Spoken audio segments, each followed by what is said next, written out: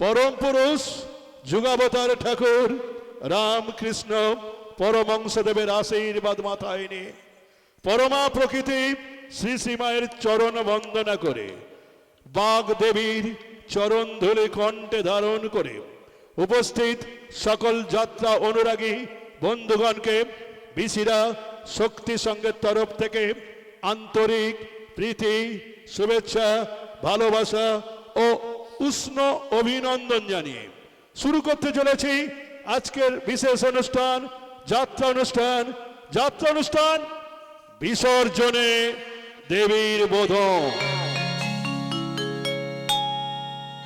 রচনা মরমী Palekar doctor Tapas Kumar. সুর ও সংযোজনা শৌখিন যাত্রা জগতের অন্যতম শ্রেষ্ঠ সুরকার সুধীন চক্রবর্তী। আবহ সঙ্গীত সুশান্ত ও রাহুল সম্প্রদায়। আলোক সম্পাদে জানা ইলেকট্রিক। ধ্বনি ও প্রতিধ্বনি নিউ পবিত্র সাউন্ড। রূপসজ্জা ও ভূষণ পরিচর্যায় রূপসজ্জা সাজঘর। পরিবেশনায় বিসিরা শক্তি সংঘ। সম্পাদনা নির্দেশনায় ও দৃশ্য পরিকল্পনায় আপনাদের আশীর্বাদ ধন্য অলোক নস্কর। শুরু হচ্ছে বিসিরা শক্তি সংঘ প্রযোজিত ডক্টর তাপস কুমার রচিত অলোক নস্কর সম্পাদিত নির্দেশিত দৃশ্য পরিকল্পিত সুধীন চক্রবর্তী সুরারোপিত এক করুণ রসের বাস্তবধর্মী সামাজিক যাত্রাপালা। ভাঙা গড়া বিষাদ লগ্নে ভালোবাসা মধুর মিলন। ভাঙা গড়া বিষাদ লগ্নে ভালোবাসা মধুর মিলন। সকল স্বামী আসল পরিচয় হলো নকল স্বামী আসল পরিচয় হলো। বিসর্জনে দেবীর বোধন বিসর্জনে দেবীর বোধন বিসর্জনে দেবীর বোধন।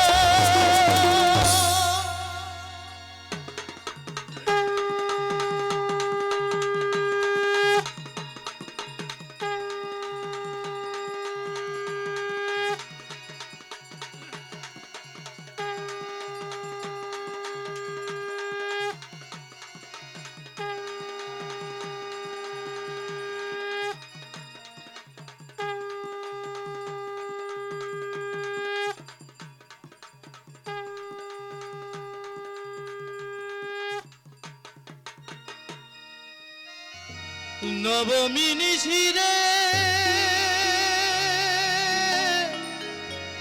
তোর দয়া নাই রে তোর দয়া না এত করে সাধিলাম তবু হইলি ভোর। নবমী নিশিরে নবমী নিশিরে এত করে সাধিলাম তবু হইলি ভোর। নবমী নিশিরে নবমী নিশিরে এত দয়া নাই এত করে সাধিলাম তবু হইলি ভোর। নবমী নিশিরে নবমী নিশিরে অম্বর গুরু গুরু ওই শোনা যায় ভোলানাথের গীতে গান। অম্বর গুরু গুরু ওই শোনা যায়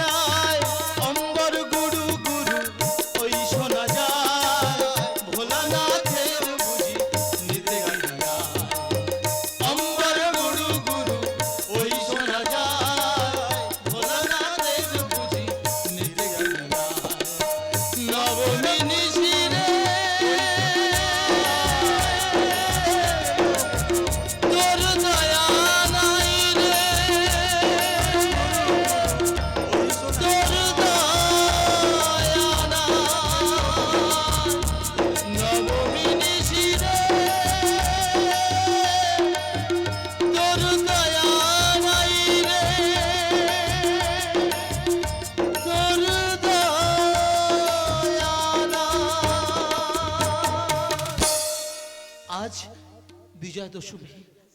আজ আমাদের সকলের মনটাই যে আজকের ভরাক্রান্ত। মাঝে এই পিতৃলোক ছেড়ে আবার চলে যাবেন সেই কৈলাসে।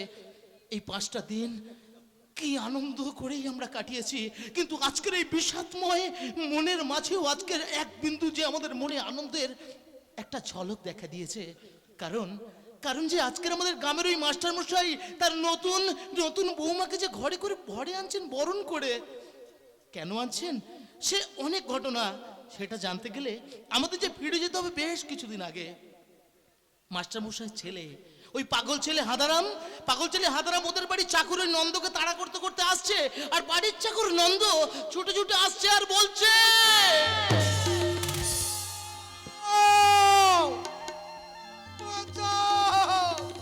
কে কোথায় আছো? ছুটে এসো, পাগলা খোকা বাবু আমার গলা টিপছে, ছুটে মার। একেবারে গলা টিপে তোমার টেট করে দেবো। আজ তোমার ন্যায় নেই কন্ট্রোল, আজ তোমার গলা টিপে টেট করে দেবো।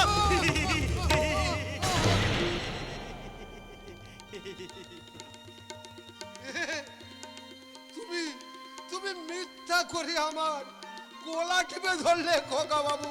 মিথ্যে নয় গো, মিথ্যে নয়, আমি একটা অভিনয় করলাম, অভিনয়।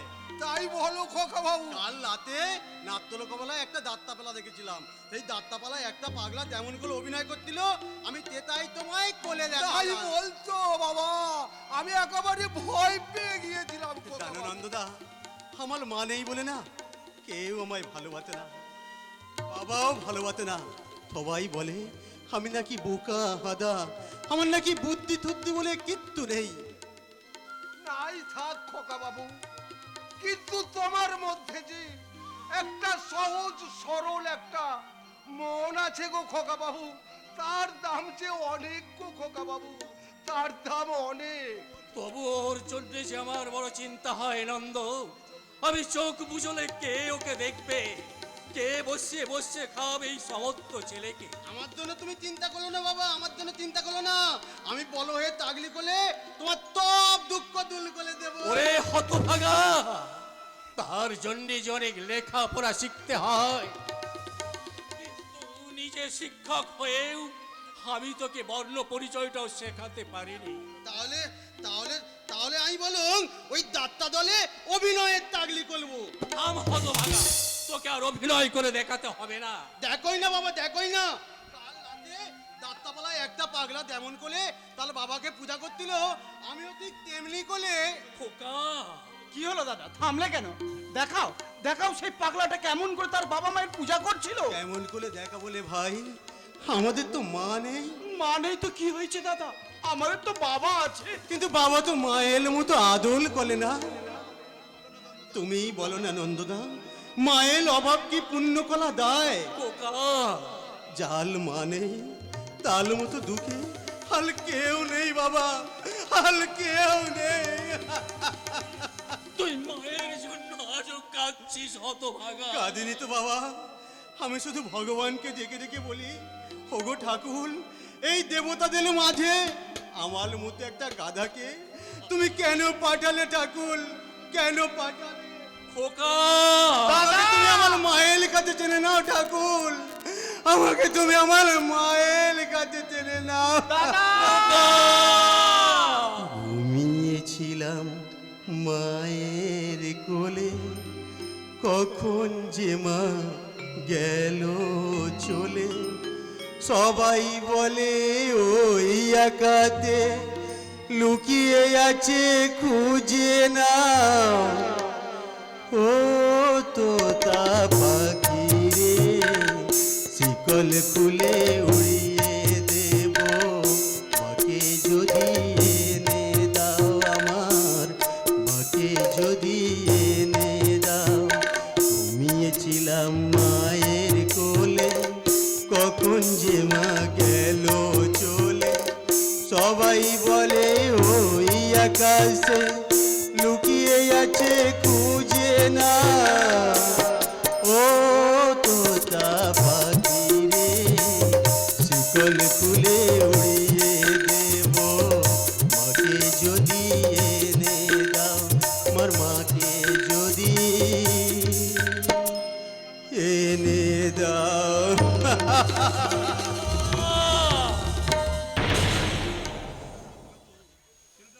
ছেলেটার মধ্যে হয়তো বুদ্ধি শুদ্ধি কিছু কম আছে কর্তা বাবু, কিন্তু কিন্তু বুকটার মাঝে অনেক অনেক অভিমান জমে আছে গো।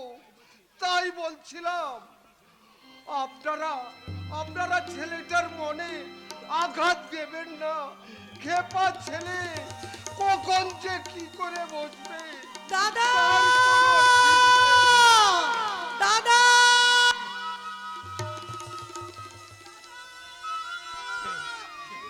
এ কি পিসিমা তুমি? আমি আমি ফিরে এসেছি দাদা, আমি ফিরে এসেছি।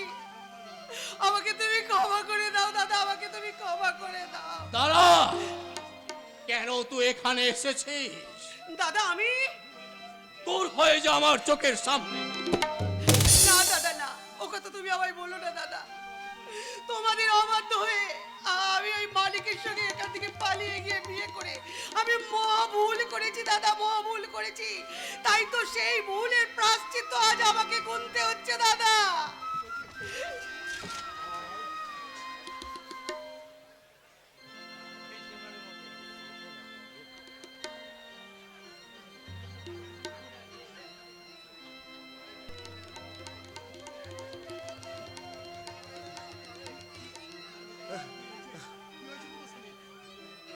কি হয়েছে তোমার স্বামী? বলো পিসিমা বলো, কি হয়েছে পিসিমশাই? তিনি এখন কোথায়? দেখবি দেখবি বাবা দেখবি, তবে ওই দেখ আমারে ক্ষমা করে দেন দাদা, আমি আপনাকে বইনের সর্বনাশ করে দিছি, পারলে আমারে মাফ করে দেন। এ কি মানিক, এ তোমার কি হয়েছে? ওর পক্ষাঘাত হয়েছে দাদা। পক্ষাঘাত? দাদা গো, আপনাকে পাশে আমার একটাই অনুরোধ, আমাকে কিছু দিতে হইব না, পারলে ওই আমাকে 16টাকেই আপনার কাছে একটু আশ্রয় দেন। কিন্তু কিন্তু তুমি কোথায় থাকবে মানিক? আমার কথা বাদ দেন দাদা, আমার এই জ্বালা যৌবন যন্ত্রণায় আমি ওই গঙ্গায় ঝাঁপ দিয়া। ওগো না গো না, ও কথা তুমি বলো না গো, ও কথা তুমি বলো না। মরতে যদি হয় তাহলে দুজনে একসঙ্গে মরবো। আমি বেঁচে থাকতে এমন নিষ্ঠুর ভাবনাগুলো তোদের কে ভাবতে বলেছে রে হতভাগী? দাদা তুমি এদের আশ্রয় দেবে বাবা? দেব রে হৃদয় দেব। আবেগের কাছে আমার অভিমান আজ হেরে গেছে। তাই তো আমার সব মান অভিমান দূরে সরিয়ে ওদের সমস্ত পাপ ক্ষমা করে ওদের শুধু আজ আমি আশ্রয় দিলাম না, ওদের সমস্ত দায়িত্ব আমি মাথায় তুলে নিলাম। তুই মালিককে নিয়ে ভেতরে যা, আর নন্দ তুই এদের খাওয়ার ব্যবস্থা কর, আর আমি ওই মালিকের জন্য ডাক্তার আনতে চললাম। দাদা দাদা মানুষ নয় ছলনা, দেবতা, আজ উনি আমায় পুনর্জন্ম দান কইরা গেলেন।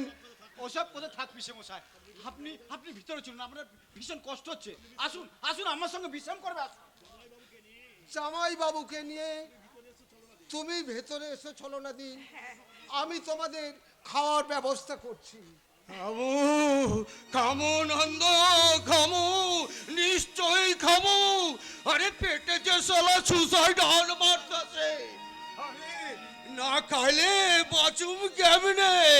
মরতে যখন দিলে না তখন ভালো করে বাঁচার মতো বাঁচছি নাকি বলো?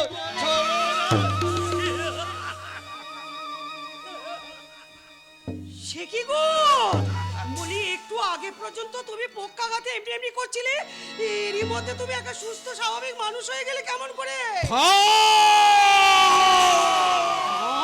এ হইল গিয়া মানিক চাঁদের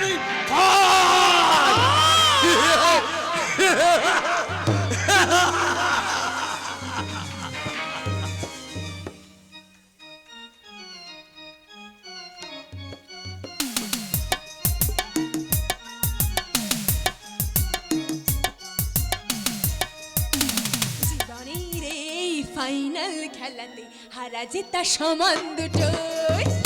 জীবনের এই ফাইনাল খেলাতে হারা জেতা সমান দুটোই। জিতলেই তোমাকে পাবো আমি,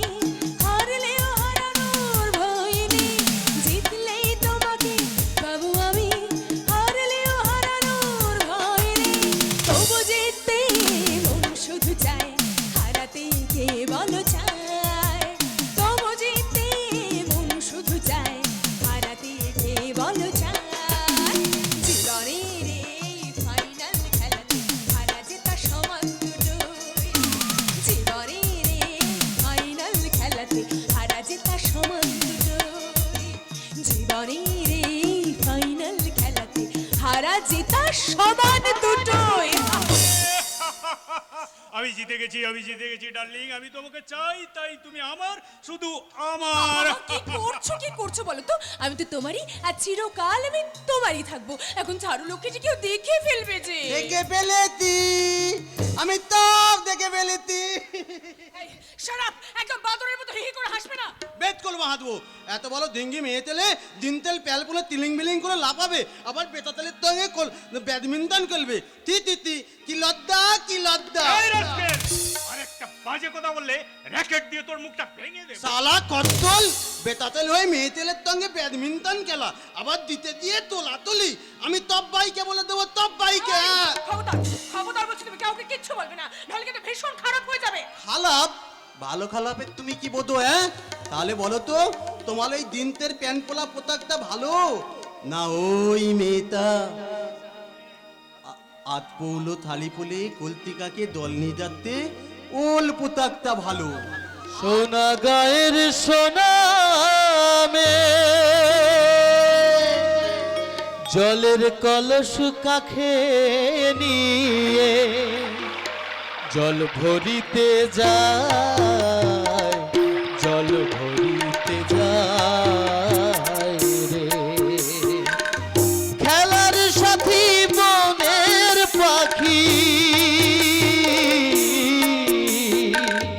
খেলার সাথী বনের পাখি, সবাই চেরা, সবাই চেরা, জল ভরিতে যায়, জল ভরিতে যায় রে। সোনা গায়ের সোনা মে, জলের কলস কাখে নিয়ে জল ভরিতে যায়, জল ভরিতে যায় রে, জল ভরিতে যায় রে,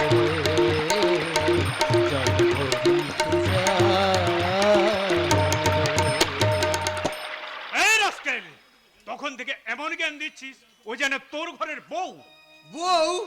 ও আমার বউ হবে কেন গো? হ্যাঁ, আমার বউ হবে দেবী প্রতিমার মতো, মাথায় থাকবে এক হাত ঘোমটা, কপালে থাকবে তাঁদের মতো সুন্দর থিতুলের টিপ, আলতা লাঙা পায়ে ধুম ধুম করে নুপুল বাজবে।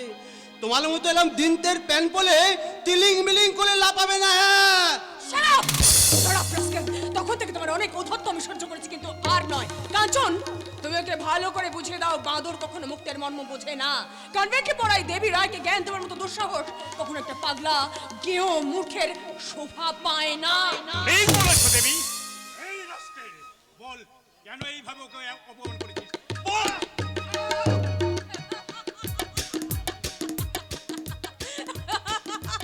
এবার বলো, এবার বলো রাস্কেল, কোনটা ভালো, তোমার ওই জ্ঞানের লেকচার নাকি ওই লেকচারের পুরস্কার? মেমটা, তোমার মনে কি হবে ওই দেবী প্রতিমার মতো সুন্দর, আমার মতো আধালেন্টা মেয়ে মানুষ নয়। আর তুমিও, তুমি আমার একটা কথা কান করে শুনে রাখো, আমার বর তোমার মতো ওই কিউ হাবা গোবা মূর্খ হবে না। আমার বর হবে এই কার্তিকের মতো সুন্দর আর সুপুরুষ। দারুণ দারুণ বলেছো ডার্লিং, দারুণ বলেছো। মেমটা, তোমার বদ্ধ অহংকার, তাই না?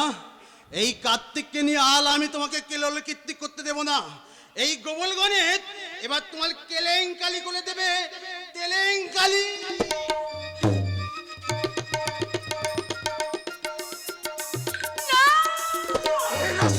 এত বড় সাহস, উকিনে আমার বোনের স্মৃতিতে সিঁদুর পরিয়ে দেয়। ওকে পুলিশে দিয়েছে। সে তো দেবই, তোর আগে ওকে আমি নিজে হাতে উচিত শিক্ষা দেব। কিন্তু আমার কি হবে এখন দাদা শোনা? এই লজ্জা আমি কেমন করে ঢাকবো? এই কলঙ্ক মেনে নিয়ে কাঞ্চন কি আমাকে বিয়ে করতে চাইবে? কলঙ্ক কেন ভাবছো দেবী? এ তো একটা পাগলের পাগলামি, ওটা মুছে নিলেই তো সমস্যা মিটে যাবে। মিটবে না, ও এখন আমার বউ হয়ে গেছে। হ্যাঁ,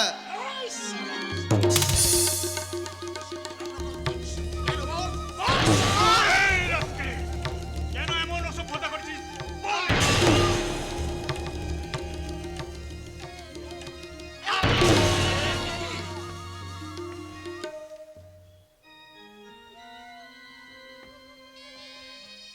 এইভাবে আপনারা ছেলেটাকে মারছেন কেন?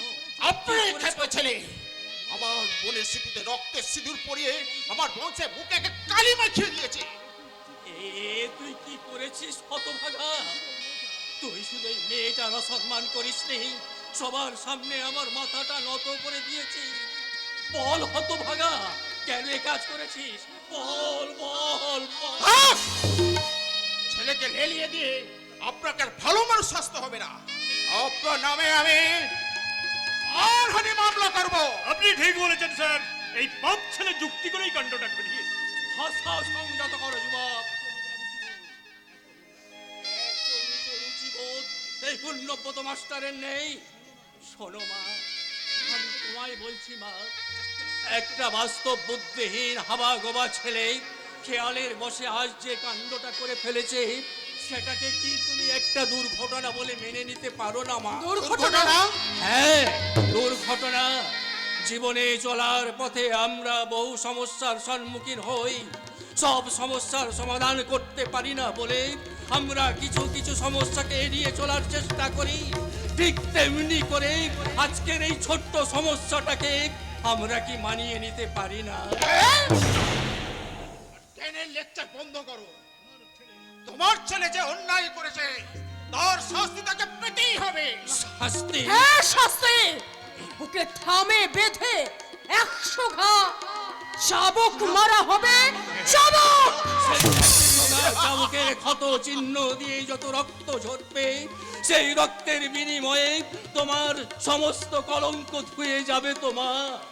ও 100 গা চাবুকের অসহ্য যন্ত্রণায় যতখানি হাহাকার করে কাঁদবে, প্রতিশোধের আনন্দে তুমি ঠিক ততখানি হাসতে পারবে তোমার। তবে মারো ওকে, নিজের হাতে মারো।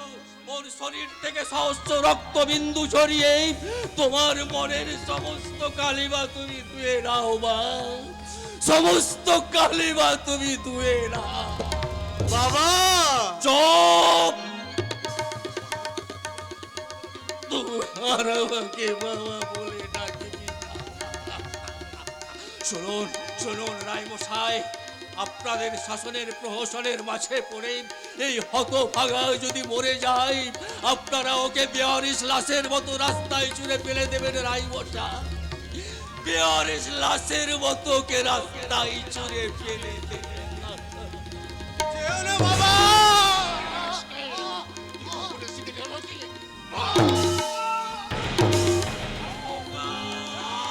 তোমার ভুবনে মাগো এত একই অভিশাপ নাই প্রতিকার, মিথ্যারি জয়া সত্যের নাই তাই অধিকার, মিথ্যারি জয়া সত্যের নাই তাই অধিকার, মিথ্যারি জয়া সত্যের নাই তাই অধিকার।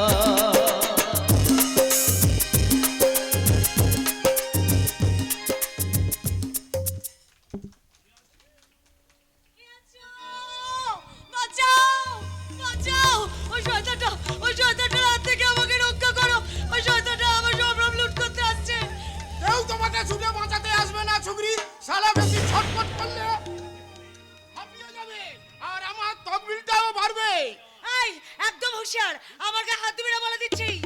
ধুস শালা, তোর গায়ে হাত না দিলে তোর গায়ে তকবিল আমি নেব কি করে? বাঁচাও! বাঁচাও! সবাই আছে, কিন্তু আমার হাত থেকে তোদের বাঁচাতে কেউ আছে না। এই জগতে তো তারা একটা সবাই কাপুরুষ। বাহ বাহ বাহ বাহ, চমৎকার চমৎকার চমৎকার। বীর পুরুষের বীরত্বের কি চমৎকার নমুনা। তুমি কে হে জাদু? তোমার ভাষায় আমি একজন কাপুরুষ, কিন্তু তোমার কাজ দেখে মনে হচ্ছে তুমি তো আমার থেকে একজন বড় কাপুরুষে। এই ছোকরা, ভালো যাও তো এখান দিয়ে কেটে মারো, নইলে নইলে? তোমাকে আমি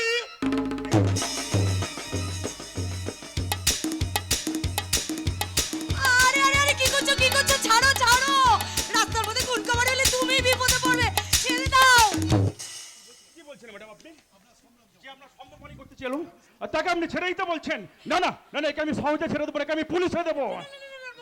পুলিশে দিতে হবে না, ওকে পুলিশ নিয়ে টানাটানি করলে আমাকেও যে পুলিশ নিয়ে টানাটানি করবে। বোঝেনি তো, আমার একটা ফ্যামিলির মান সম্মান আছে, তাই বলছিলাম কি। আপনার ফ্যামিলির কথা চিন্তা করে একে আমি এবারের মতো ছেড়ে দিলাম। এই ঝগড়া দ্বিতীয়বার এমন কাজ করলে কিন্তু আর রেহাই পাবে না, কথাটা মনে রেখো। আর তুমিও মনের করে রেখো গুরু, যেটা করলে সেটা ঠিক করলে না ভুল করলে। আমি বলছিলাম কি, আমিও চলি। হ্যাঁ, আমার যদি দেরি হয় তাহলে আমার বাড়ির লোক চিন্তা করবে, আমার বাড়িতে আমার মা বাবার আমি একমাত্র সন্তান কিনা। চলি, কেমন? ম্যাডাম ম্যাডাম ম্যাডাম ম্যাডাম আপনার নামটা? আমার নাম ঝুমা। বাই।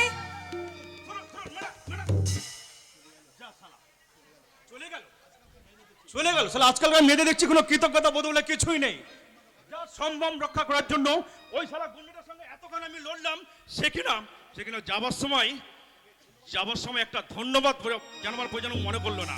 ঠিক আছে না বলুক, আমি তো আমার মনের কাছে পরিষ্কার যে আমি একটা আমার কর্তব্য পালন করেছি। কিন্তু একে আমার ব্রিফকেস খোলা কেন?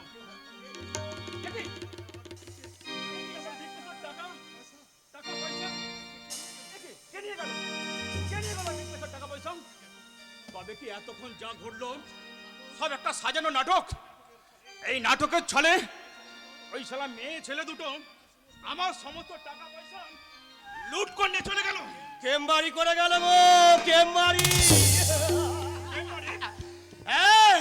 এটা তো মারামারি যোগ্য বাবু, তা যে যাকে পারবে পেছন মেরে পকেট ভরিয়ে নেবে।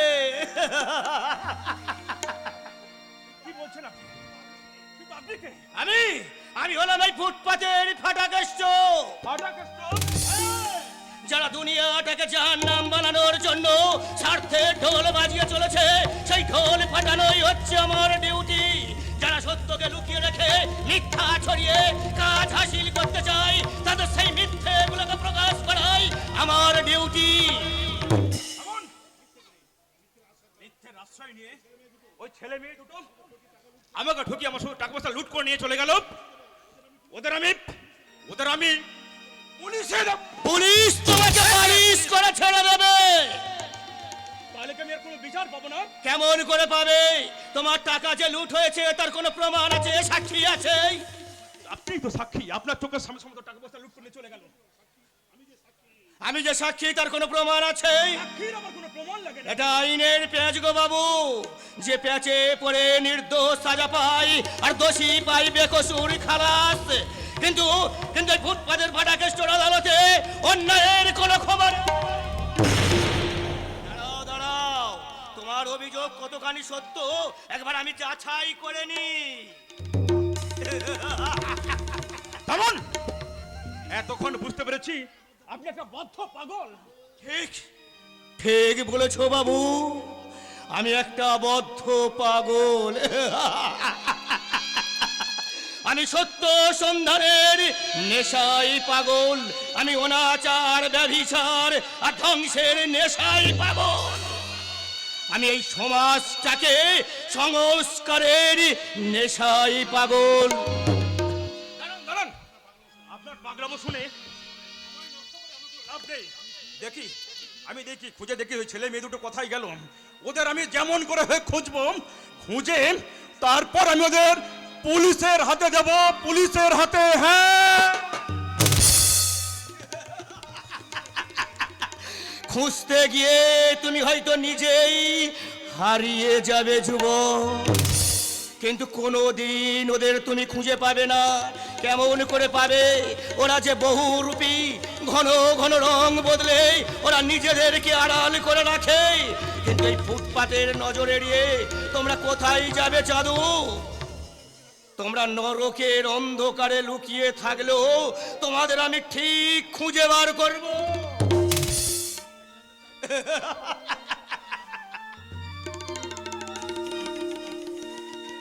পেয়েছি পেয়েছি মাল দুটো, মাল করির ভাগ বাটোয়ারাই ব্যস্ত। কিন্তু এই ফাটা কেষ্টর নজর এড়িয়ে তোমরা কোথায় যাবে চাঁদু? তোমাদের জাহান্নামে যাওয়ার জন্য আমি তোমাদের রিপোর্ট তৈরি করে রাখলাম।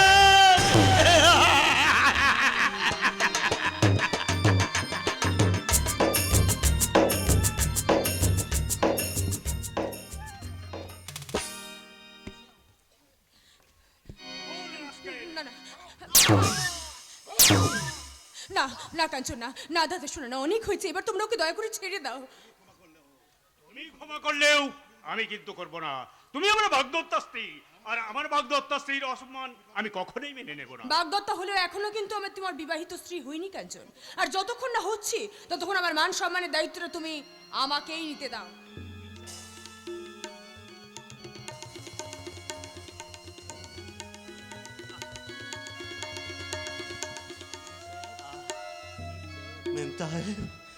আমার একটুখানি ভুলের জন্য আমার দেহ থেকে তোমরা যে রক্ত ঝরালে, তাতে তোমার ওই নোংরা তিতিটা তাপ হয়ে গেছে। তো এখনো যদি না হয় তাহলে আমাকে কেটে কুতি কুতি করে আমার দেহ থেকে সব রক্ত তোমরা নিংলে নাও মেম সাহেব, সব রক্ত তোমরা নিংলে নাও।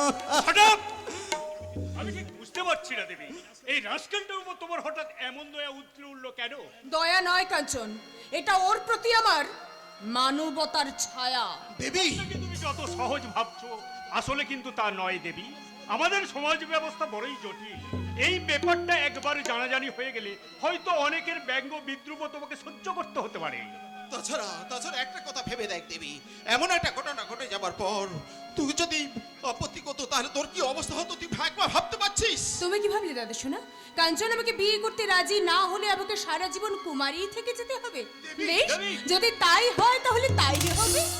মেম সাহেব, না মেম সাহেব না, আমার একটুখানি ভুলের জন্য তোমার আর বিয়ে হবে না। না না বাবু, বাবু গো, মেম সাহেব বলো ভালো মানুষ গো বাবু। মেম সাহেবকে বিয়ে করলে তুমি অনেক টুকি হবে।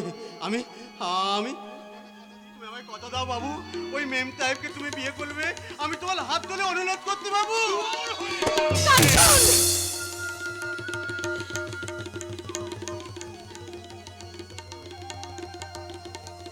বাবু, আমার একটা অনুরোধ তুমি লাগলে না বাবু? তাহলে কি আমার একটুখানি ভুলের জন্য মেম সাহেবের আর কোনোদিনে বিয়ে হবে না? ঠালা খত্তল পাগলামি করার জায়গা পেলি না? একটা ভালো মেয়েদের জীবন নিয়ে তেলেমিলি, তোকে আমি বাঁচতে দেবো না, তোকে আমি কিছুতেই বাঁচতে দেবো না, তোকে গলা টিপে দেখ তুলে দেবো।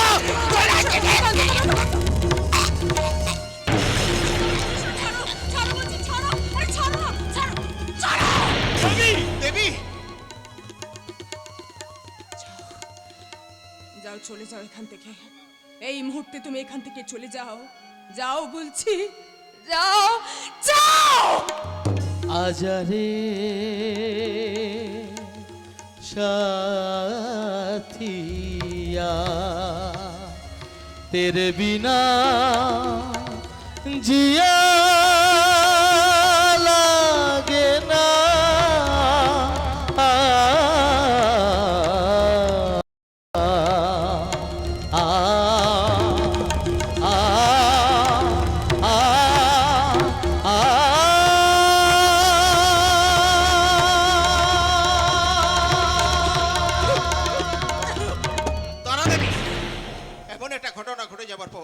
আমি কিন্তু ওয়েট করতে রাজি নই, যত শীঘ্রই সম্ভব তোদের বিয়েটা সেরে ফেলতে। কিন্তু এই মুহূর্তে কাঞ্চনকে বিয়ে করবার ব্যাপারে আমার একটু আপত্তি আছে দাদা শোনা। এতে আপত্তি কি আছে? ও তো তোকে ভালোবাসে।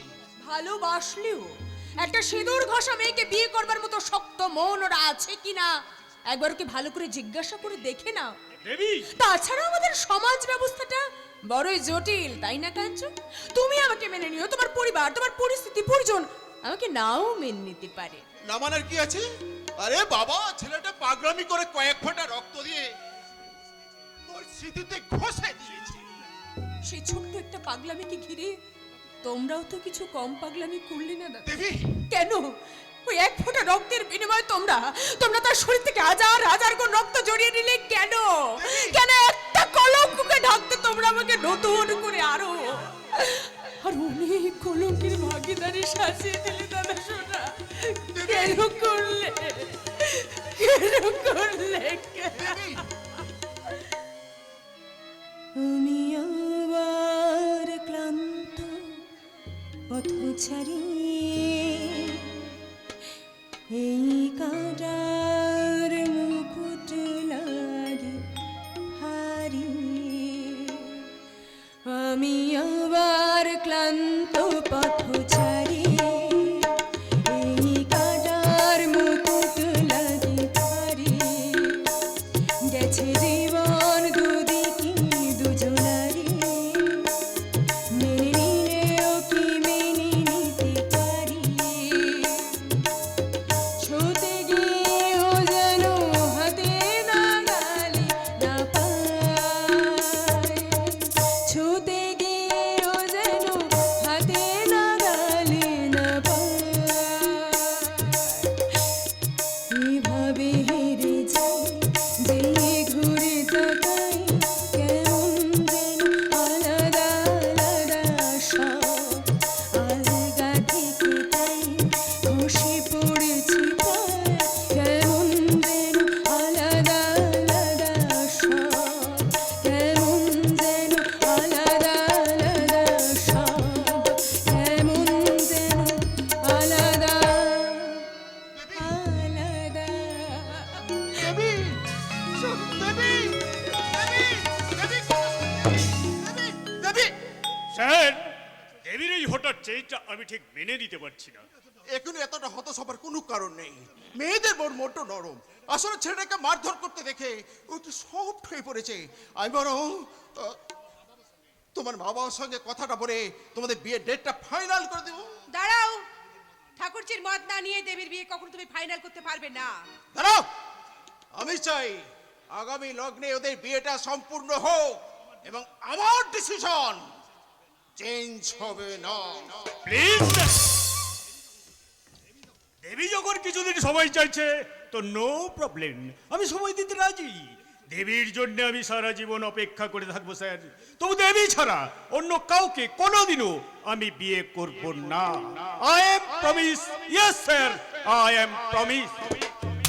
হঠাৎ তুমি দেবীর বিয়ের ডেটটা পিছোতে চাইছো কেন? দেবী চাইছে না তাই? বাবা, বেশ কিছুদিন আগে তুমি তোমার মস্তত ভাইয়ের সঙ্গে দেবীর বিয়ের প্রস্তাব দিয়েছিলে। তখন আমি জানতাম না যে দেবী আর কাঞ্চন একে অপরকে ভালোবাসে। সব জেনেও না জানার ফার্ম করে প্রস্তাবটা পেরেছিলে। বলো, প্রস্তাবটা পেরেছিলে শুধুমাত্র দেবীকে বিয়ে করে তোমার মস্তত ভাইকে বেশ কিছু মোটা অঙ্কের যৌতুক পাইয়ে দেবে আশা। ওটা তোমার ভুল ধারণা, ওটা তোমার ভুল ধারণা। দেবীর সঙ্গে বৌদির মাস্তুতো ভাইয়ের বিয়ের প্রস্তাবটা আমি প্রথম বৌদিকে দিয়ে পাঠিয়েছিলাম। কিন্তু কিন্তু যেদিন আমরা জানতে পারলাম কাঞ্চন আর দেবী উভয় উভয়কে ভালোবাসেন, সেদিন এই বৌদি প্রথম বিয়ের প্রস্তাবটা নাকচ করে দেয়। আমার জন্য কেন তুমি তোমার দাদার সঙ্গে শুধু শুধু তর্ক করছো? বৌদি। আমি যদি ওনার চোখে দোষী হয়ে থাকি, তাহলে উনি যে শাস্তি আমাকে দেবে আমি মাথা পেতে নেব ঠাকুরপো। লেকচার দেবে না। আমার এই কথাগুলো মন দিয়ে শোনো, মন দিয়ে। আমার একমাত্র বোনের যদি কোনো ক্ষতি হয় তাহলে তোমায় কিন্তু আমি ক্ষমা করব না। মনে থাকে জানো কথাটা।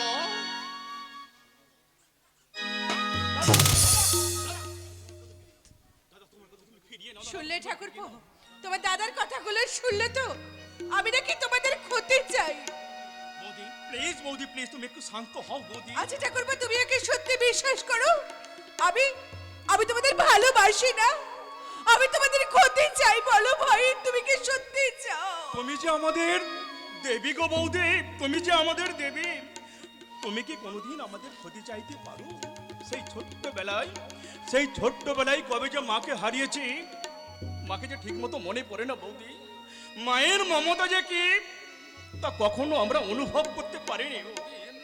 তাই তোমাকে পেয়ে আমরা নতুন করে মায়ের ভালোবাসা ফিরে পেয়েছি বৌদি।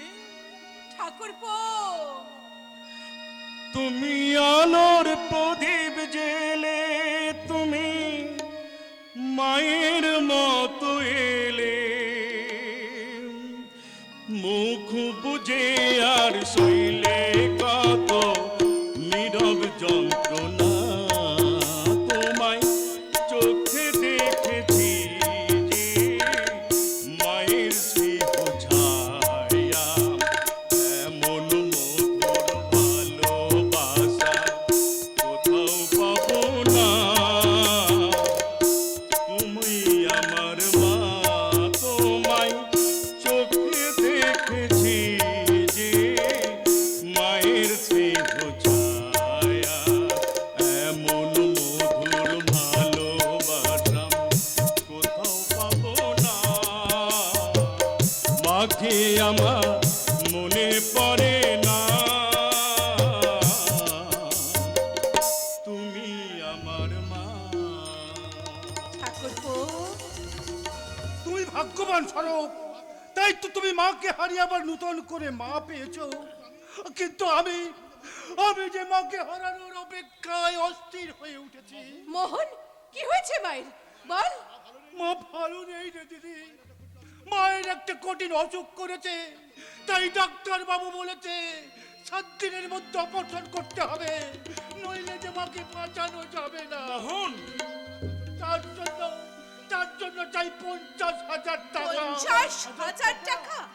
তোদের তো অনেক টাকা রে দিদি, আমাকে 50,000 টাকা ধার দিবি, আমি শোধ দিয়ে দেবো।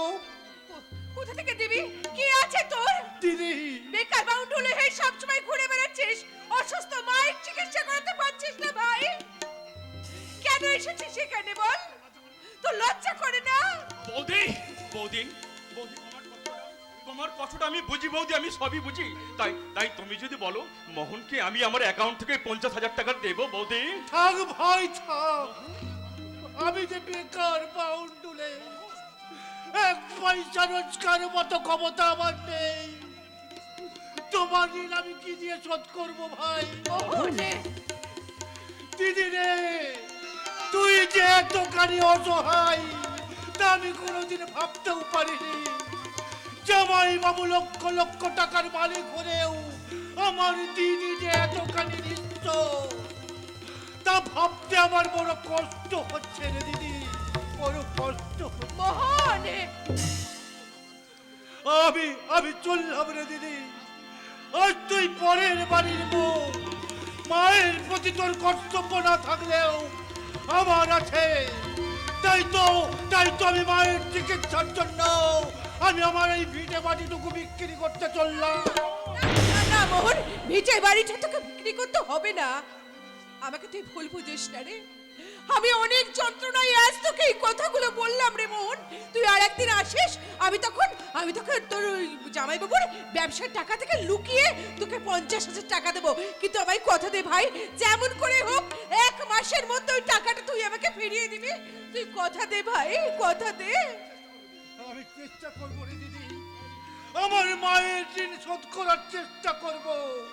আমি আমার নিজেকে বিক্রি করে দিয়ে হলেও আমি তোর স্বামীর কাছে কোনো মতেই তোকে ছোট হতে দেব না রে দিদি, কোনো মতেই তোকে ছোট হতে দেব না। তুমি তো চাকরির জন্যে তুমি তো ইন্টারভিউ দিয়েছিলে, কিন্তু তোমার চাকরিটা কেন হলো না ভাই? কি করে হবে? আমরা যে বেকার, আমাদের যে কোনো টাকা পয়সা কিছুই নেই। মোহন, তাই আমাদের চাকরিও নেই রে ভাই, আমার চাকরিও নেই। মোহন ভাই, আমিও ঠিক তোমার মতো না, তোমার মতো আমি অনেক ইন্টারভিউ দিয়েছি, অনেক দূরে ওদের ঘুরে ঘুরে বেরিয়েছি,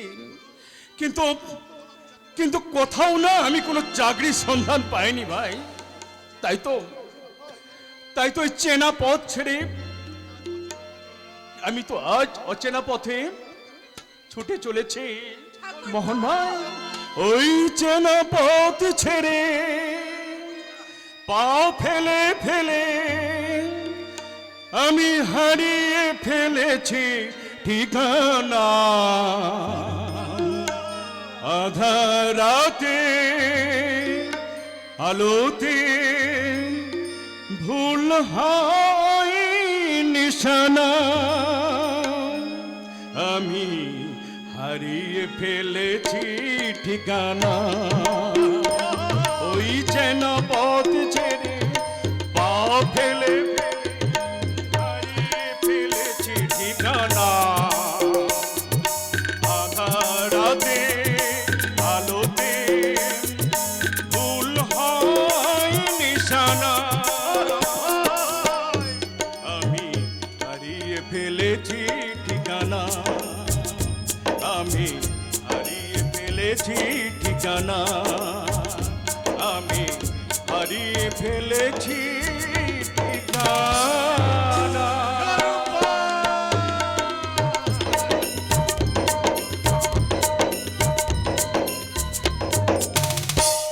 খোকা বাবু, খোকা বাবু, ওগো ওগো, কে কোথায় আছো? আমার আমার খোকা বাবুকে এনে দাও। আমার খোকা বাবুকে মেরে ফেলবে। আমার খোকা বাবুকে বাঁচাও গো তোমরা, আমার খোকা বাবুকে বাঁচাও। কেঁদো না নন্দদা, কেঁদো না। ওরা দাদাকে বেঁধে মারছে শুনে বাবা পুলিশকে খবর দিতে গেছে। পুলিশ গিয়ে নিশ্চয়ই দাদার কিছু একটা উদ্ধার করে আনবে। কিন্তু কিন্তু তার আগে যদি ওরা ওরা আমার খোকা বাবুকে মেরে ফেলে। এমন অলক্ষণের কথা বলো না তো, মানুষ মারা কি এতই সহজ কথা? কিন্তু ছোট বাবু, কর্তা বাবু এখনো এত দেরি করছে কেন? কিন্তু কিন্তু খোকা বাবুকে নিয়ে আসছে না কেন? তবে কি আমার খোকা বাবু? পারিনি রে নন্দ, পারিনি। তোর খোকা বাবুকে আমি ওদের হিংসতার কবল থেকে উদ্ধার করে আনতে পারি। দাদার কি হবে বাবা? ঈশ্বর যদি তাকে বাঁচিয়ে রাখে তবে হয়তো সে আমাদের মাঝে আবার ফিরে আসবে রে হৃদয়। নইলে মনে করব আমার খোকার মুখ থেকে শেষ বাবা ডাক শোনা অনেক আগে আবার হয়ে গেছে। না বাবা না, এমন কথা তুমি বলো না। আচ্ছস কেন হৃদয়? তার চাইতে আগুন ঝরাও, প্রতিশোধের আগুন। আর সেই আগুনে ওই রায় বংশটাকে চাইলা পুড়িয়া একবারে শেষ করিয়া দাও। আরে না তুমি পিসি একটু মশাই, শান্ত হও, আমাকে একটু সুস্থভাবে ভাবতে দাও। ভাবেন, আপনি ভালো কইরা ভাবেন। আপনাকে ভাবতে ভাবতে এদিকে সব শেষ হইয়া যাক। না পিসি মশাই না, এমন কথা বলবেন না। আরে ওই হাদাটার জন্য ভীষণ কষ্ট হয় রে বাপ। অমন কত সহজ সরল পোলাটা অন্যায় কি জিনিস জানে না, পাপ কারে কয় কিছু বোঝে না, তবু ভগবান অমন পোলাটারে এমন শাস্তি দিতাছে। ওর জন্য তো সলনা দিন রাত খাওয়া দাওয়া ছাইরা শুধু কাঁদতাছে আর কইতাছে। দাদা, হৃদয়! কি ছলো না, তুই এমন করে ছুটে এলি কেন? হাদা ফিরে আসছে দাদা, আমাদের হাদা ফিরে আসছে। খোকা আসছে। দাদা আসছে, দাদা। কই কই আমার দাদা কোথায়? দাদা! খোকা বাবু আসছে। আমার দাদা, দাদা তুমি কথা বলছো না কেন? দাদা কথা বলো, কি হয়েছে? ও বোবা হয়ে গেছে বোবা হয়ে গেছে ও বোবা হয়ে গেছে বোবা হয়ে গেছে হৃদয় থেকে শনিতের ধারা, হৃদয় থেকে শনিতের ধারা ঝরে পড়ে অনুক্ষণ, ঝরে পড়ে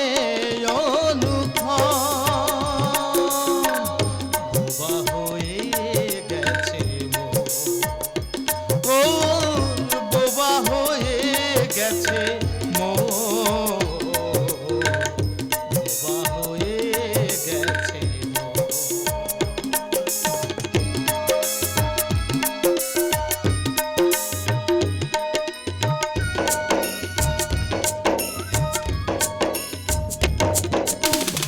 ওর শরীরের মাঝে আছে যত ক্ষত, হৃদয় আরো বেশি বিক্ষত। শরীরের মাঝে আছে যত ক্ষত, হৃদয় আরো বেশি বিক্ষত। মনেরই যাতনা আকুল করেছে, মনেরই যাতনা আকুল করেছে। ঝরে পড়ে অনুক্ষণ,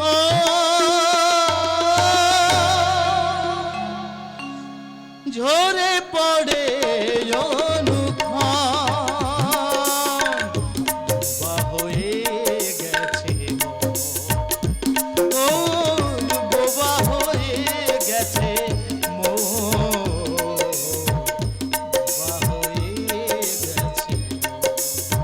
হৃদয় থেকে শনিতের ধারা, হৃদয় থেকে শনিতের ধারা ঝরে পড়ে অনুক্ষণ,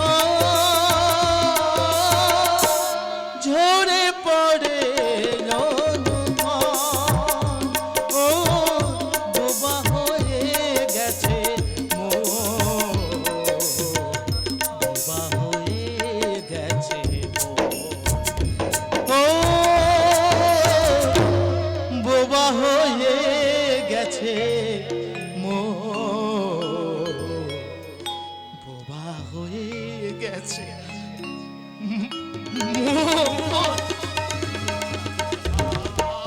ওদের কাউকে ছাড়বো না। যে যে তোকে এমন নির্মম ভাবে মেরেছে তাদের আমি উপযুক্ত শাস্তি দেব। আর আর ওই উচ্ছৃঙ্খল মেয়েটাকে আমি না বাবা না, মেমতায় বড্ড ভালো, আর আমি আমি যে বড্ড খারাপ। আমি যে মেমতাহেবের অনেক ক্ষতি করেছি বাবা, অনেক ক্ষতি। এ বলেছে তুই তার ক্ষতি করেছিস, বরং তার জন্য আজ তোর অনেক ক্ষতি হয়ে গেল। আমি ক্ষতি করিনি বুঝি, কিন্তু ওরা সবাইতে বললো আমার জন্য মেমতাহেবের আর কোনোদিন বিয়ে হবে না। আমি তার স্মৃতিতে সিঁদুর পরিয়ে দিয়েছি বলে আর কেউ তাকে বিয়ে করবে না। আমি যে ভুল করেছি বাবা, আমি যে মহা ভুল করেছি, মহা ভুল করেছি। দেখি বাবা, দাদা দেখি সব আবল তো বলবো। তবে কি ওরাকে দাদাকে মেরে পাগল? না না না না, হ্যাঁ নন্দদা, তুমি শিগগির ডাক্তার ডেকে নিয়ে এসো। আমি আমি আমি যাচ্ছি ছোটবাবু, আমি যাচ্ছি।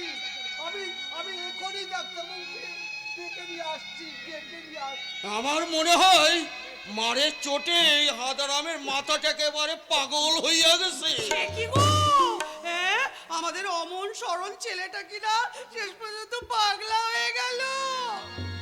ও দাদা গো, এ তোমার কি সর্বনাশ হলো গো দাদা, এ তোমার কি সর্বনাশ হলো।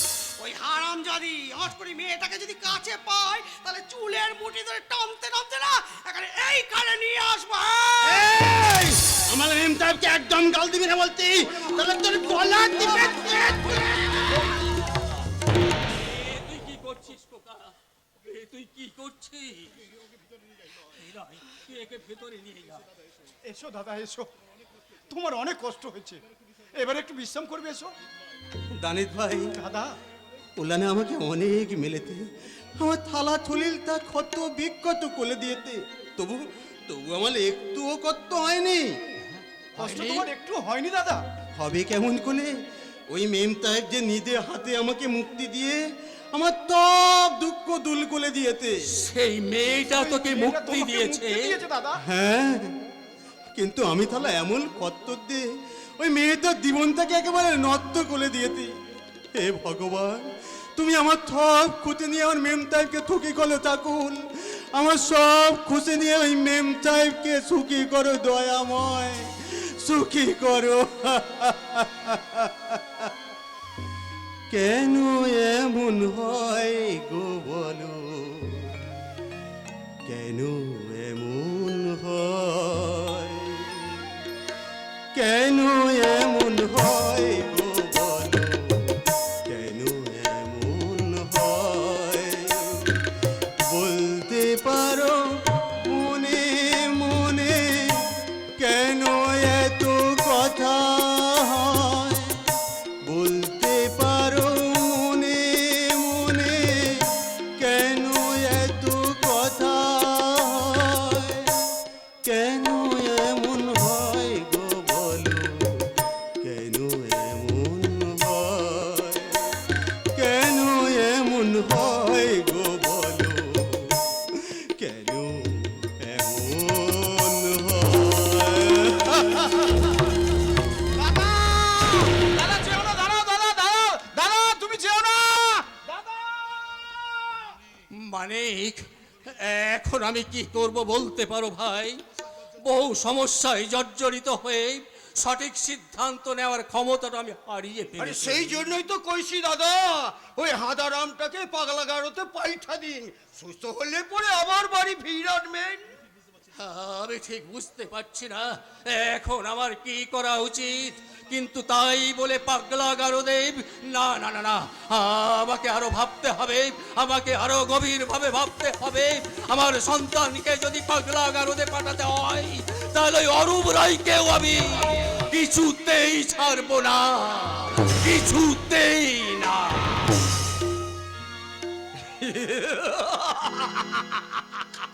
ওহে বাড়ির ফেলারে তোর ফল। তুমি কি মনে করেছো তোমার ফাঁদে দাদা পা দিয়ে ওই হাঁদাকে সত্যি সত্যি পাঠাবে নাকি? পাঠাবে, নিশ্চয়ই পাঠাবে।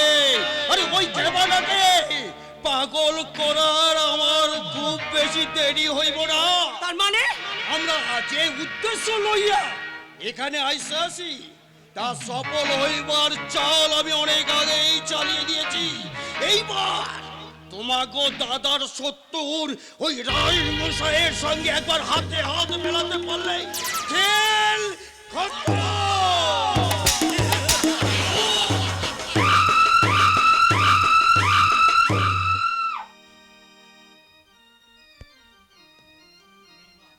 বেঈমান, সালা মেয়ে যাত্রাই বেঈমান, যার জন্য কলিজা জল করে রোজগার করছি, সেই শালি আবার অন্য একজনের পথ চেয়ে বসে আছে। না না, আমি আর ওর দলে কাজ করব না। চুপ সারা চুপ। কাজ না করলে খাবে কি রে? আমার দলে ভিড়েছিস বলে না দুবেলা দুমুঠো এখনো গিলতে পাচ্ছিস, দুবেলা দুমুঠো গলাভর্তি মদ গিলতে পাচ্ছিস। সারা তোর মতো মাকড়া যার এক পয়সা রোজগার করার মুরত নেই, সে আবার এত বড় বড় কথা। এই ফট সালা ফট। আরে আমি কি কাজ করব না বলেছি নাকি? আসলে কি জানিস, তোর গায়ে হাত দিলে না আমার গাটা কেমন শিশির শিশির করে ওঠে। বলে বাবা একটু চুপ করো। ওই দেখ ওইদিকে যেন একটা সাহেব এদিকে গটগট করে আসছে, মনে হচ্ছে অনেক অনেক মল করি আছে। চল চল অ্যাকশন শুরু করি। বাঁচাও বাঁচাও, আমাকে বাঁচাও, আমাকে কেউ বাঁচাবে না।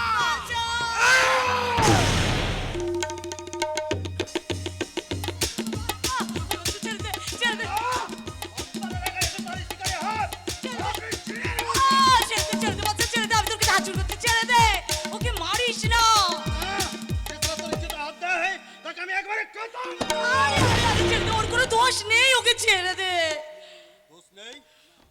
না গুরু, তাহলে ঝুমরি বাঁচাও বাঁচাও বলে চিৎকার করছিল কেন? ওটা আমরা শিকার ধরার টোপ সাজাচ্ছিলাম। শিকার তোর একটা হ্যাঁ গুরু, এইভাবে আমরা মিথ্যা নাটক শুরু করি, আর এই নাটককে সত্যি ভেবে যে কোনো পাবলিক আমাদের ফাঁদে আটকে পড়ে, তখন আমরা কৌশলে তার পকেট ফাঁক করে কেটে পড়ি। কিন্তু আজ আমরা নিজেদের ফাঁদে নিজেরাই আটকে গেছি। ওরে বাবা রে, কোমরটা বোধহয় গেছে ভেঙে। এই ধান্দা কতদিন থেকে চলছে? কি হলো? দাঁড়িয়ে আছিস কেন? কথা বলছিস না কেন? যৌবন লুটে নাটক করে টাকা রোজগার করা বড্ড শখ, তাই না? তার থেকে যৌবনটাকে তো বিলিয়ে দিতে পারতিস। হ্যাঁ পারতাম পারতাম পারতাম, কিন্তু দুবেলা দুমুঠো নিজেদের জেলে থেকে পেট ভরে খেয়েছিস। কিন্তু এই ঝুমরি যে দুনিয়ায় কেউ নেই, সে কোথায় থাকবে, কি খেয়ে বাঁচবে? একটাবার কি ভেবে দেখেছিস? ওটা খাবার তো ভিক্ষে করে জোগাড় করা যায়। হ্যাঁ চাই চাই চাই, কিন্তু কিন্তু আমার মতো মেয়েদের না কেউ ভিক্ষে দেয় না, জানিস?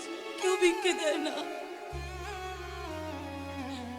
ভিক্ষে চাইতে গেলে সবাই লোভের দৃষ্টিতে আমার মতো মেয়েদের দিকে তাকায়। তারা ভিক্ষে তো দেয় না, করুণাও করে না।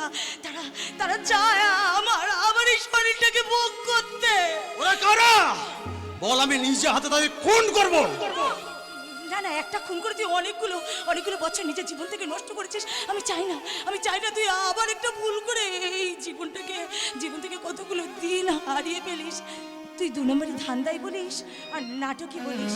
এইসব করে না আমি বেশ কিছু টাকা রোজগার করেছি, জানিস?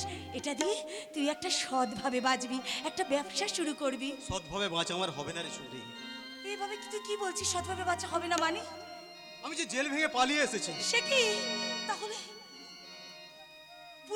পুলিশ কি তোকে আবার খুঁজবে? না, তাহলে আপাতত কয়েকদিনের জন্য সে ভয় নেই। তার মানে পুলিশের খাতায় বাচ্চা এখন মৃত। মৃত? জেল ভেঙে পালাবার সময় রক্ষীরা আমাকে দেখে তাড়া করে। আমি ছুটতে ছুটতে একটা ব্রিজের উপর উঠে পড়ি। রক্ষীরা আমাকে দেখে গুলি চালায়, আর সেই গোলাগুলির মাঝে ব্রিজ থেকে আমি ঝাঁপিয়ে পড়ি ওই নদীতে। তারপর ডুব সাঁতার দিয়ে যতদূর সম্ভব এগিয়ে ভেসে উঠি। এইভাবে ভাসতে ভাসতে এক জায়গায় উঠে দেখি এক অজানা আগন্তুক বেহোশ হয়ে শুয়ে পড়ে আছে।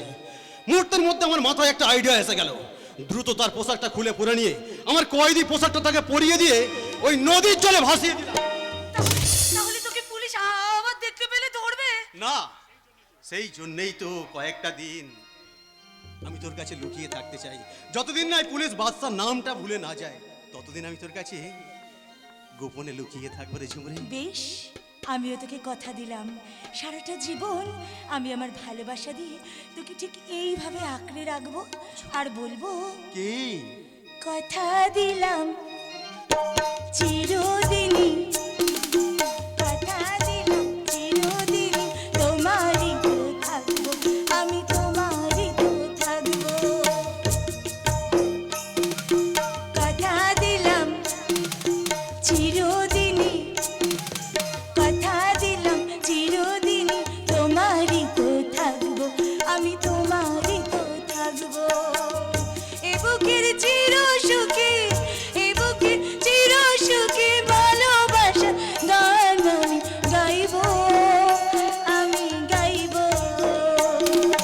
কথা দিলাম চিরদিনই, কথা দিলাম চিরদিনই তোমারই তো থাকবো, আমি তোমারই তো থাকবো।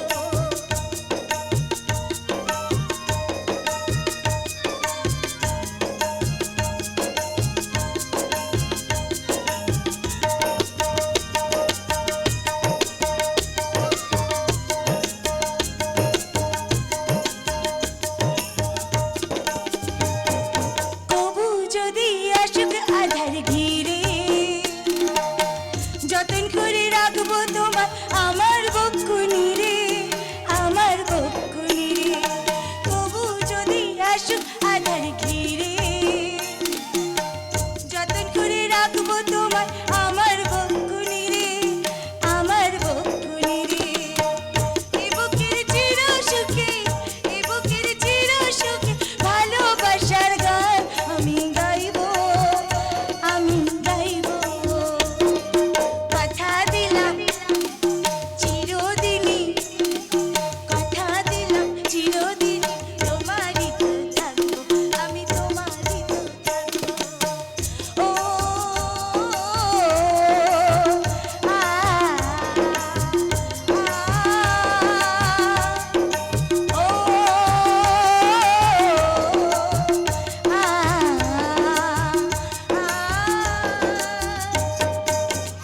ফাঁস করে দেব, সব গোপন কথা আমি ফাঁস করে দেব।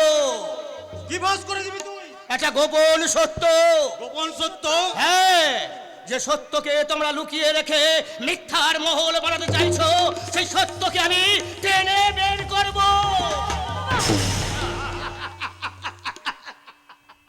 পেয়েছি। কি পেয়েছিস?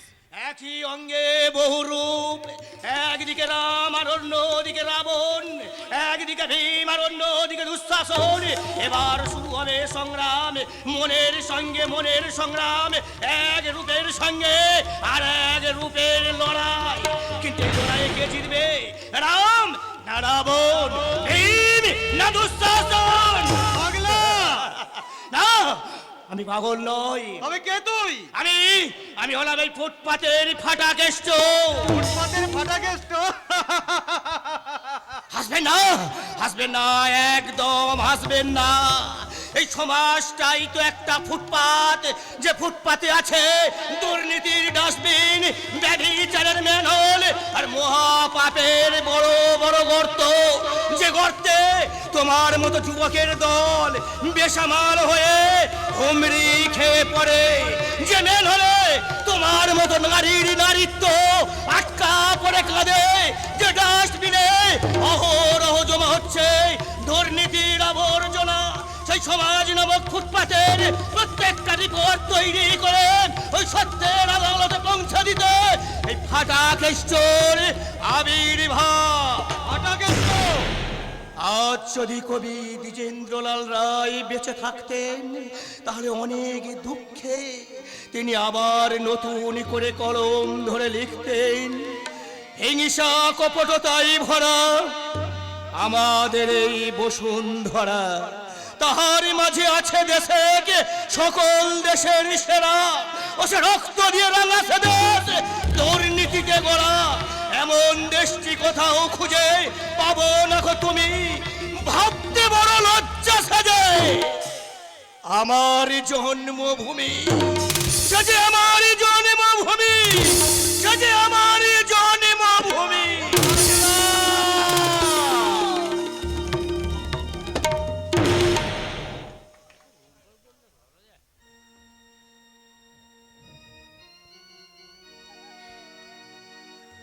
কি আমার পাওনা প্রভু,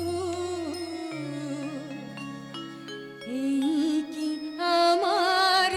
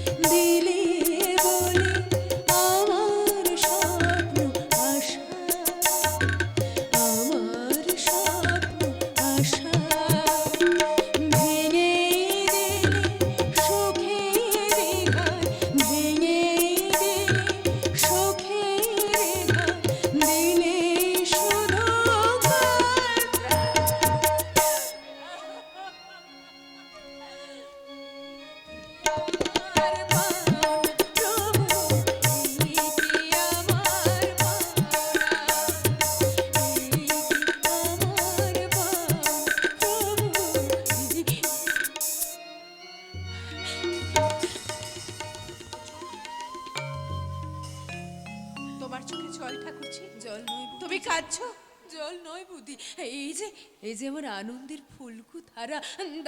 দেখো তো বৌদি, তার দেওয়ার স্বীকৃতি আজ আমার স্মৃতিতে জল জল করে জ্বলছে কি না। ঠাকুরজি, বাঙালি মেয়েদের স্মৃতিতে যে প্রথম সিঁদুর পরিয়ে দেয় সে তো তার স্বামী বৌদি। তাহলে সেই তো তার ইহকাল পরকালের দেবতা। তাহলে বলো না সেও তো আমার। না ঠাকুরজি না, পরিবেশ আর পরিস্থিতির মধ্যে আমাদের অনেক সময় অনেক সত্যকে অস্বীকার করে নিতে হয়। তাই বলছি, তুমি একজন লেখাপড়া শেখা মেয়ে, তাই ওই হাবা গোবার মাঝখানে নিজের জীবনটাকে নষ্ট করো না ঠাকুরজি। কাঞ্চনকে বিয়ে করার জন্য তুমি প্রস্তুত হও। বৌদি, তুমি পারবে বৌদি? বলো না, তোমার স্মৃতি থেকে ওই সিঁদুরটা মুছে ফেলে অন্য কারো দেওয়া সিঁদুরে নিজের স্মৃতিটাকে রাখাতে হচ্ছে।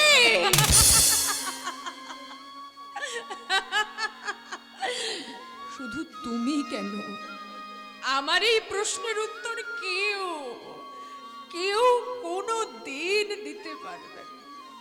সিঁদুরের বন্ধন যে বড্ড কঠিন, বড্ড শক্ত বন্ধন বৌদি। আমি চাইলেও সেই বন্ধন থেকে এত সহজে মুক্তি পাওয়া যায় না। তবে মুক্তি তোমাকে নিতে হবে ঠাকুরজি। তুমি যদি সত্যি আমাকে বিশ্বাস করে থাকো, সত্যি যদি তুমি আমাকে ভালোবাসো, তাহলে আমার মাথায় হাত রেখে দিব্যি করে বলো, ওই কাঞ্চনকে বিয়ে করতে তুমি প্রস্তুত হবে। বলো, বিয়ে করবে কাঞ্চনকে? বেশ, আমি তোমাকে কথা দিচ্ছি বৌদি, আমি আমার জীবনের সমস্ত কলঙ্ককে ভুলে গিয়ে আমার ইচ্ছের বিরুদ্ধে তোমাদের ইচ্ছেকে রাখতে আমি কাঞ্চনকে বিয়ে করব। আমি জানতাম তুই এই কথাটাই একদিন বলবি। আমি জানি আমার বোন কনভেন্টে পড়া উচ্চ শিক্ষিতা, কাজে সে কাঁচ আর কাঞ্চনের তফাৎটা ভালো করেই বুঝতে শিখবে। ঠাকুরজি যখন মত দিয়েছে, আর দেরি করো না গো, খুব তাড়াতাড়ি ওদের বিয়ের ব্যবস্থাটা করে ফেলো। তুমি ঠিক বলেছো মন্দিরা, তুমি ঠিক বলেছো। আমি আজই কাঞ্চনে বাবা মার কাছে গিয়ে কথা বলে ফাইনাল করে নেব। আমি চাই নেক্সট 13 মার্চে এদের বিয়েটা। অসম্ভব, এ বিয়ে হবে না, এ বিয়ে হতে পারে না। দিলাম, কেন হতে পারে না? আমরা সবাই যখন রাজি, তোর কোনো মতামত আমরা গ্রাহ্যই করব না। কাঞ্চনের সঙ্গে দেবীর বিয়ে হবে না। আমরা সবাই চাইলেও এ বিয়ে হবে না, এ বিয়ে হতে পারে না। নিয়তি যা চাই না, নিয়তি? হ্যাঁ নিয়তি, দেবীর জীবনে ঘটে যাওয়া সেই দুর্ঘটনাকে কলঙ্কের স্বীকৃতি দিয়ে কাঞ্চনের বাবা মা দেবীকে পুত্রবধূ হিসেবে গ্রহণ করতে অস্বীকার করেছে দাদা। কি বললে? না, এ অসম্ভব। কাঞ্চন দেবীকে ভালোবাসে। তাছাড়া আমার বিশ্বাস কাঞ্চন তার বাবা মা এই কঠিন সিদ্ধান্তে প্রতিবাদ করে দেবীকে বিয়ে করতে এগিয়ে আসবে। না স্যার, বাবা মায়ের অমতে দেবীকে বিয়ে করা কোনো মতেই আমার পক্ষে সম্ভব নয়। কারণ আমার বাবা মা বলছেন, যেহেতু কেউ দেবীর স্মৃতিতে রক্তের সিঁদুর লাগিয়ে দিয়েছে, সেহেতু দেবী অন্যের উচ্ছিষ্টা এবং কলঙ্কিনী। কি বললে তুমি? সেই কলঙ্ক মেনে নিয়ে আমার পুত্রবধূ হিসেবে মেনে নেওয়ার জন্য আমার বাবা মা আপনাদের কাছ থেকে সামান্য কিছু যৌতুক চান। যৌতুক? কি যৌতুক চান তোমার বাবা মা? না, তেমন বেশি কিছু না। নগদ 5 লাখ টাকা, 20 ভরি সোনা, একটা বিদেশি কার আর দান সামগ্রীর লিস্টটা আপনারা আমার বাবা মায়ের কাছেই পেয়ে যাবেন। এটা তো ঠাকুরজিকে পুত্রবধূ বলে স্বীকার করে নেওয়ার জন্য তোমার বাবা মায়ের দাবি। কিন্তু আমার বোনকে স্ত্রী তার সমস্ত কলঙ্ক মেনে স্ত্রী স্বীকৃতি দেওয়ার জন্য তোমাকে কি যৌতুক দিতে হবে ভাই? ছি, এ আপনি কি বলছেন? দেবীকে আমি ভালোবাসি, ওকে বিয়ে করার জন্য কোনো যৌতুক নেওয়ার ইচ্ছে আমার নেই। কিন্তু বাবা মায়ের আবদারও তো আমি ফেলতে পারি না দাদা। নেহাত সেই হাবা গোবার রাস্কেলটা দেবীকে নষ্ট করে দিয়েছে, তাই। কি বললে কাঞ্চন? নষ্ট করে দিয়েছে? একটা বাস্তববুদ্ধি ছেলে সামান্য আবেগ আর আক্রোশের বশে দুফোটা রক্ত আমার স্মৃতিতে লাগিয়ে দিয়ে যদি আমাকে কলঙ্কিনী করে, তাতে যদি আমি কলঙ্কিনী হই, আমি নষ্ট হই, তাহলে তুমি কি করছো কাঞ্চন? তুমি আমার মধ্যে আমার বিশ্বাস, আমার ভালোবাসা সবকিছু ছিনিয়ে নিয়ে তুমি আমাকে সর্বশান্ত করে দাও রে। দেবী, ওভাবে কাঞ্চনের সঙ্গে তর্ক করা একদম উচিত হয়নি। এই ব্যাপারে আমি কাঞ্চনের বাবা মার সঙ্গে কথা বলে নেবো, তোরা চিন্তা করিস না, এই বিয়ে হবেই। কিন্তু কাঞ্চনের বাবা মা এত যৌতুক কোথা থেকে দেবে দাদা? আমি দেবো কেন? যার পাগলামির জন্য দেবীর জীবন বিপন্ন হতে চলেছে, সেই যৌতুকের সমস্ত খরচ সেই রাস্কেলটার বাবা ওই সূত্রপত মাস্টারের কাছ থেকে আমি আদায় করে নেব। দাদা দাদা দাদা দাদা শোনো না দাদা না দাদা কোনো মতে সম্ভব নয়। তাছাড়া তাছাড়া এত টাকা দেওয়ার মতো ওই যে কোনো সামর্থ্য নেই দাদা। সামর্থ্য না থাকলে জেল খাটবে। একটা মেয়ের জীবন নষ্ট করার মূল্য তো তাকে দিতেই হবে। ঠিক ওই কথাটাই আমিও তোমাকে বলতে চাই কাঞ্চন। ওই ছেলেটা যদি যদি আমার সাথে দু ফোঁটা কলঙ্ক লাগিয়ে দিয়ে আমাকে নষ্ট করে দেয়, তাহলে তুমি তুমি কি করছো কাঞ্চন? হ্যাঁ, তাহলে তুমি যদি আজকে আমাকে বিয়ে না করো তাহলে সেটাও তোমার জীবনের একটা কলঙ্ক। আর কালকে কালকে যে ছেলেটি আবার আমাকে বিয়ে করার জন্য এগিয়ে আসবে, সেও তো আবার আমার কলঙ্ক ঢাকা দেওয়ার মূল্য দাবি করবে। আর তোমার তো এই কলঙ্কের মূল্য ঠিক কত টাকা কাঞ্চন? ঠাকুরজি তুমি চুপ করো না ঠাকুরজি। না বৌদি, আমি কিছুতেই চুপ করবো না। এতদিন তোমাদের অনেক কথা আমি শুনেছি, কিন্তু আর নয়, আমার শেষ কথাও তোমরা শুনে রাখো। কোনো যৌতুক দেওয়া তো দূরের কথা, আর যদি কাঞ্চন আমাকে বিনা যৌতুকে বিয়ে করতে রাজি হয়, তাহলে আমি ওকে কিছুতেই বিয়ে করব না। ঠাকুরজি তুমি কি বলছো? আমি ঠিক কথাই বলছি বৌদি, আমি একদম ঠিক কথা বলছি।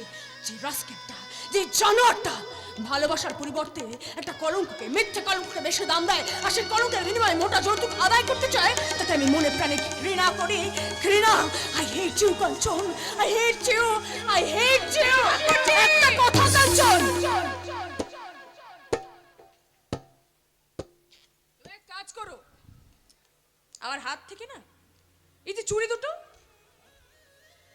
এই চুড়ি দুটো আমি তোমাকে ধরিয়ে দিয়ে গেলাম। তাহলে অন্তত নিজেকে পুরুষ ভাবতে তোমার লজ্জা করবে না। লজ্জা লজ্জা। দেবী কথা শোন, দেবী কথা শোন, দেবী এটাই যদি দেবীর ফাইনাল ডিসিশন হয়, তাহলে আমিও চ্যালেঞ্জ দিয়ে যাচ্ছি বৌদি, দেবীর শূন্য স্মৃতি যে রাঙাতে আসবে তাকে কিন্তু রক্তে রাঙা হয়ে এ পৃথিবী থেকে আউট হয়ে যেতে হবে। আউট আউট হয়ে যেতে হবে।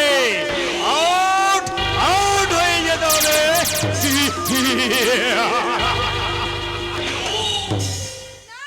না কাঞ্চন না, তুমি এটা ঠিক করলে না।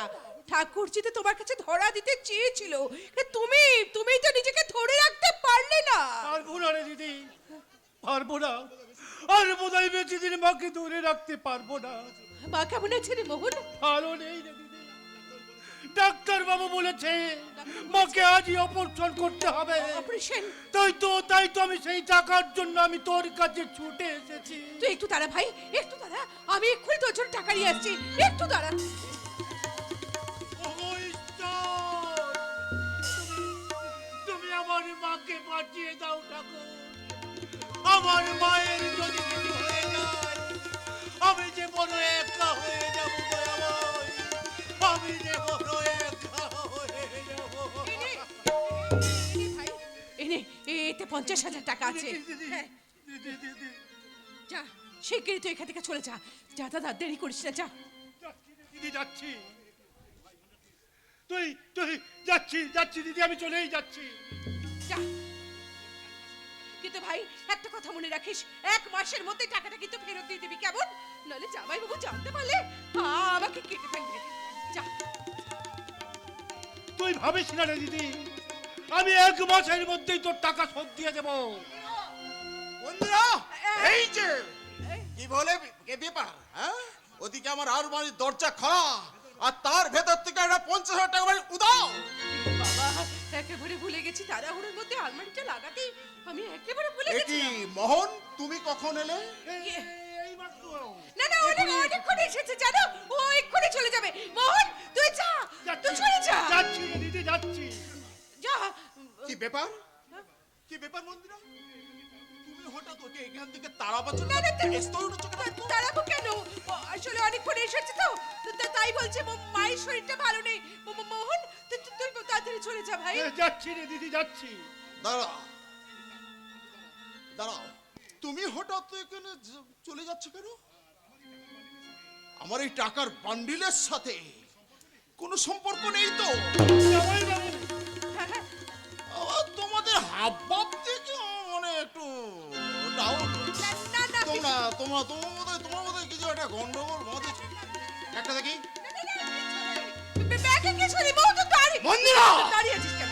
তুমি দাঁড়াও, আমি ওর সঙ্গে কথা বলছি। ব্যাগটা দাও, গেল এবারে ব্যাগটা দাও, গেল।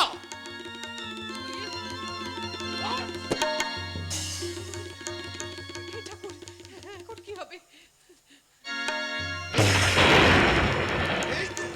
এই তো সেই পঞ্চশালা। এটা কি? মানে এতক্ষণ তো ভাইরা খুব গুণগান গাইছে, এতক্ষণ তো ভাইরা খুব গুণগান গাইছে। তোমার ভাই আমার আলমারি থেকে টাকা চুরি করেছে, না, না, না, বিশ্বাস করো। এর শাস্তি ওকে পেতেই হবে, এর শাস্তি ওকে পেতেই হবে। বিশ্বাস করো। না, ছেড়ে দাও, ওর কোনো দোষ নেই, আমি দিয়েছি। ছেড়ে দাও, আমার ভাইকে তুমি ছেড়ে দাও, ছেড়ে দাও।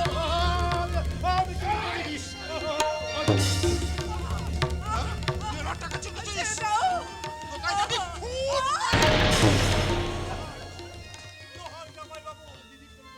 আমার দিদি কোনো দোষ করেনি, যত দোষ করেছি আমি। আপনি আপনি আমাকে 20,000 জামাই বাবু, আপনি আমাকে দিতাম দিতাম, কিন্তু তুমি আমার স্ত্রীর একমাত্র ভাই, শুধুমাত্র এই কারণের জন্য আজ তোমাকে আমি ক্ষমা করে দিয়ে গেলাম, কিন্তু দ্বিতীয়বার এই বাড়িতে তোমার ছায়া না পড়ে, কথাটা মনে থাকে যেন। বোন,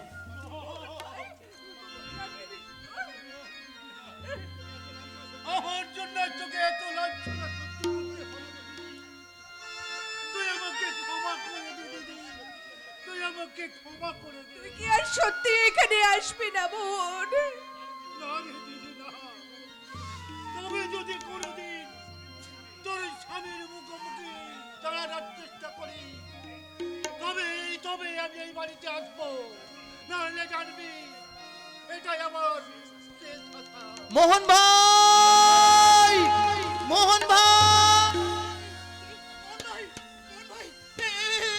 এই যে মোহন ভাই, মোহন ভাই তুমি এখানে, তুমি শিগগিরই বাড়ি চলো মোহন ভাই, বাড়ি চলো। জীবন ভাই কি হয়েছে? মোহন ভাই, কাকিমা, কাকিমা কাকিমা, কাকিমা মারা গেছে। কি চেয়েছি আজ, কি যে পেলাম,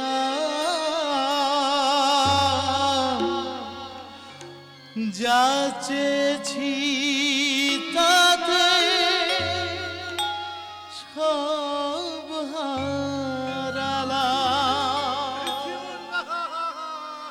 কি চেয়েছি আর কি যে পেলাম, যা চেয়েছি তাতে সব হারালাম।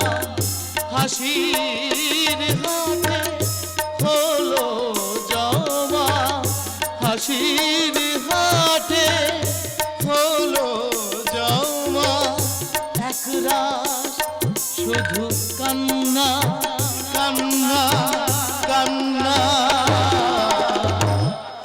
এটাই যে বিধির বিধান মোহন ভাই, বিধির বিধান যে কেউ কোনোদিন খণ্ডাতে পারে না গো, কেউ কোনোদিন খণ্ডাতে পারে না, কেউ না। মেঘে ঢাকা চাঁদ হয়ে থাকবো আমি, চাইবো না আলোর ঠিকানা। মেঘে ঢাকা চাঁদ হয়ে থাকবো আমি, চাইবো না আলোর ঠিকানা। শূন্য বুকে রেখে গেলাম একরাশ শুধু কান্না